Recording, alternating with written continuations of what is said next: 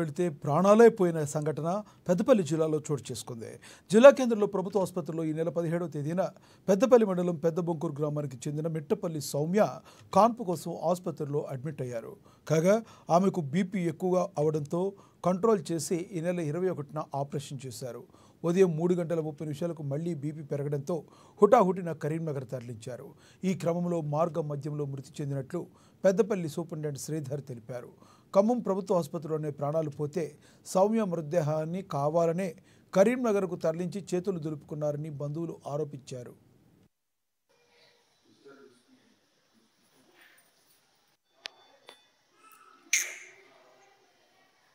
హాస్పిటల్కు మీరే మీకేమైతే చనిపోయి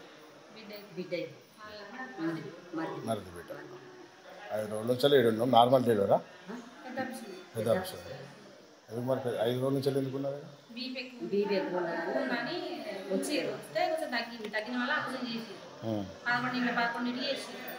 చేసిన తర్వాత మంచిగానే ఉంది. ఇక మళ్ళీ ఏమైందేమో నైట్ ఇక అట్లా అయింది. ఏమైందో లేదు, మంచిగానే ఉండేది. పాలు పట్టిస్తే పాలు జీకి మంచిగానే ఉండేది. ఇక ఒకసారి వచ్చి అందులో నైట్ అన్నది చల్ల చెమటలు పెట్టి మాట వేసుకొని ఇక చూసారు డాక్టర్ సార్లు పిలిస్తే వాళ్ళకు 6 నిన్న 5 చేసింది. 5 చేస్తే అన్నగా అది వాళ్ళు మంచిగా పడుకున్నారు. సమయాన్ని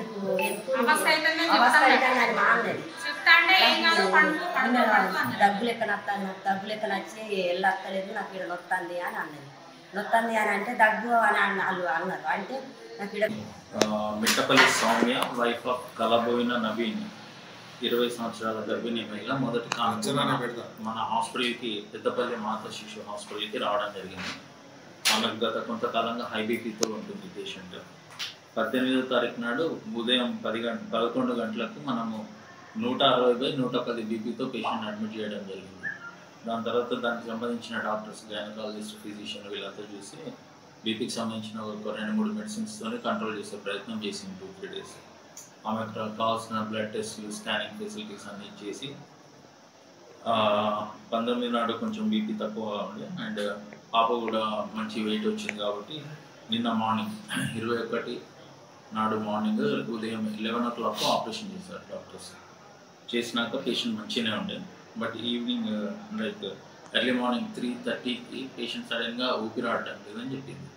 అప్పుడు చూస్తే బీపీ రీడింగ్స్ చాలా హై వచ్చినాయి అండ్ తదనంతరం హార్ట్ ఫెయిల్యూర్ పోతుందని గమనించిన డాక్టర్స్ ఇంకా మెరుగైన వైద్యం కోసం కరీంనగర్ తరలించడం జరిగింది. డాక్టర్ శౌర్య అనస్థిస్ట్ ఆధ్వర్యంలోనే షిఫ్టింగ్ అనేది చేశారు. కానీ అక్కడ రీచ్ అవుతా ఉంటేనే అంబులెన్స్లోనే పేషెంట్ మళ్ళీ ఇంకొకసారి హార్ట్ స్ట్రోక్ రావడం జరిగింది.